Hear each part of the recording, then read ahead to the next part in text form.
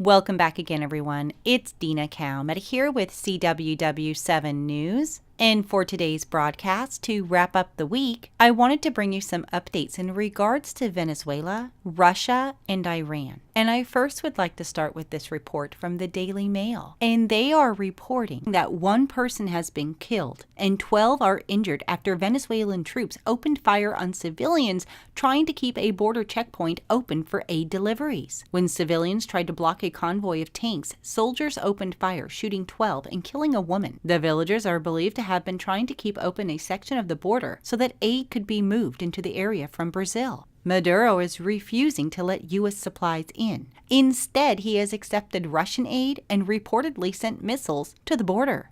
The Miami Herald is reporting that Vice President Mike Pence will go to Colombia on Monday to speak with the Colombian president and regional leaders about the ongoing turmoil in Venezuela and rally the international community behind the opposition leader.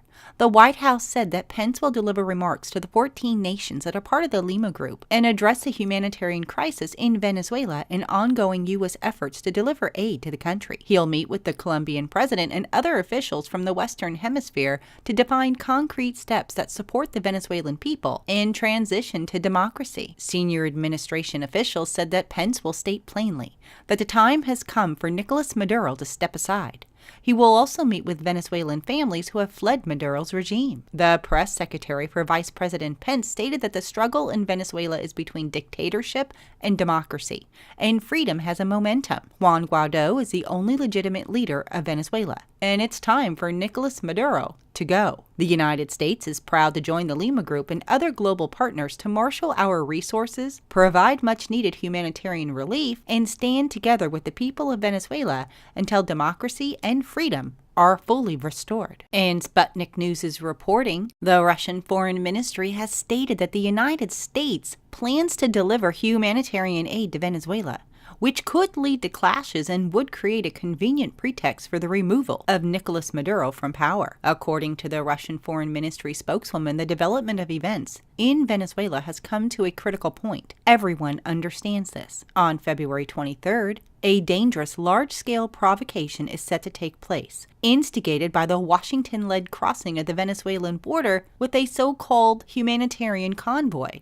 which may lead to clashes between supporters and opponents, forming a convenient pretext for military action to remove the current legitimate president from government. Russia also claims that the United States is planning to transfer weapons and special troops close to Venezuela. The spokeswoman stated that we have evidence that the United States companies and their NATO allies are working on the issue of acquiring large batch of weapons and ammunition in an Eastern European country for their subsequent transfer to the Venezuelan opposition forces. Meanwhile, Venezuela's President Nicolas Maduro ordered the vast border with Brazil to be closed on Thursday. Maduro said he's also weighing whether to shut down the border with Colombia. He made the announcement on state TV surrounded by military commanders and stated that what the U.S. empire is doing with its puppets is an international provocation. They wanted to generate a great national commotion, but they didn't achieve it. Under Maduro's orders, Venezuela this week blocked air and sea travel between Venezuela and a nearby Dutch Caribbean island, another point where aid was being stockpiled. A caravan of vehicles carrying Guaido left the Venezuelan capital early on Thursday, heading toward the border with Colombia as part of the effort to bring in aid stored in the city, starting on Saturday. Meanwhile, near the skies of Russia, RT News is reporting that on Thursday and Friday, a U.S. spy plane performed observation flights over Russia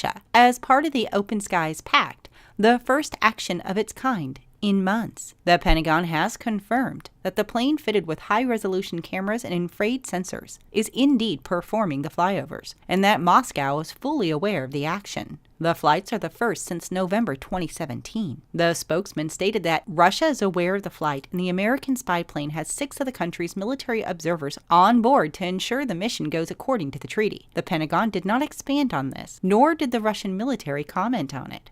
As tensions continue to rise between the United States, Russia, and Venezuela, Iran has been busy as well. It is being reported that Iran on Friday began large-scale naval drills at the mouth of the Gulf, which will feature its first submarine cruise missile launchers, according to state media. More than 100 vessels were taking part in the 3-day war games in a vast area stretch from the Strait of Hormuz to the Indian Ocean. The exercise will cover confronting a range of threats, testing weapons, and evaluating the readiness of equipment and personnel. Submarine missile launchers will be carried out, in addition to helicopter and drone launches from the deck of the destroyer. State media said Iran would be testing its new domestically built Conqueror submarine, which is armed with cruise missiles and was launched just last week. And finally, it reports that Iranian officials in the past have threatened to block the Strait of Hormuz, a major oil shipping route, in retaliation for any hostile U.S. action, including attempts to halt Iranian oil exports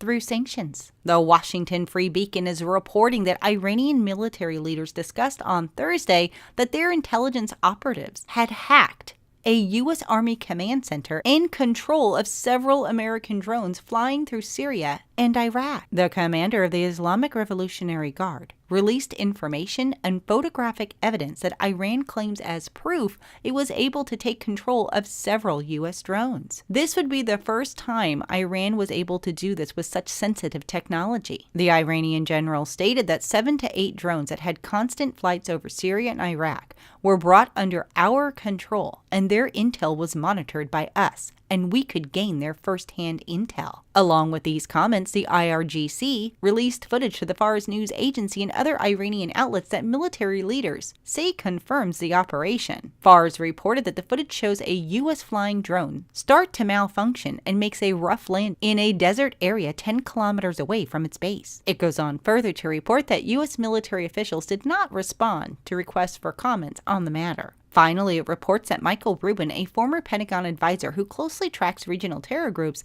told the Free Beacon that there is merit to Iran's claims. Iran has deployed forces into Syria and Iraq, not only to beat opponents on the ground, but also to test its technology in real-world conditions. Just as the U.S. and the Soviet Union once used proxy battles over Syria to test each other's equipment and capabilities, Iran today looks at Syria as a laboratory for its own military capabilities. If the Iranian story is true, there's a real danger, not only because Iran regularly shares its technology with terrorists, but also because there is not a capability Iran has which Russia and China don't share. So definitely a very tense situation all around, from Venezuela to Iran. But as always, I will definitely continue to keep you updated. I just wanted to bring you guys a quick report today before your weekend. Please do leave your comments in the comment section. Tell me what you think. Also, if you have a moment, come and visit us on Facebook, where we have these stories and many more, as well as our website at www.cww7news.org. All right, everyone, thank you so much for watching, and God bless.